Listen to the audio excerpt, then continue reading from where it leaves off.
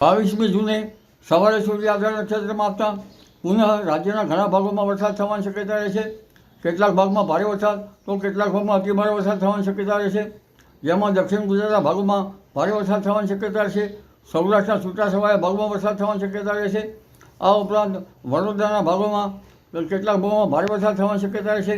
મહીસાગરના ભાગોમાં ભારે વરસાદ થવાની શક્યતા રહેશે। પંચમહાલના ભાગોમાં પણ કેટલાક ભાગોમાં ભારેથી અતિભારે વરસાદ થવાની શક્યતા રહેશે। અમદાવાદ, ગાંધીનગરમાં પણ ભારેથી અને કોઈ ભાગમાં અતિભારે વરસાદ થવાની શક્યતા રહેશે। મહેસાણાના ભાગોમાં પણ ભારેથી અતિભારે વરસાદ થવાની શક્યતા રહેશે। સાબરકાંઠાના ભાગો, આ ઉપરાંત અરવલ્લીના ભાગોમાં પણ વરસાદની શક્યતા રહેશે। કચ્છના છૂટાછવાયા ભાગોમાં વરસાદની શક્યતા રહેશે। ઉત્તર સૌરાષ્ટ્રના ભાગોમાં પણ છૂટાછવાયા વરસાદની શક્યતા રહેશે। કેટલાક ભાગમાં ભારે વરસાદની ઝાપટા પડી શકે, એટલે હવે ભારે વરસાદનું વહન તારીખ 22મી જૂને સવારે સૂર્ય આધાર નક્ષત્રમાં આવતા આવી રહ્યું છે, અને તારીખ 24 થી 30માં બંગાળ ઉપસાગરના લીધે જે વહન આવશે તે પણ રાજ્યમાં ચરાચર ભારે વરસાદ કરવાની શક્યતા છે।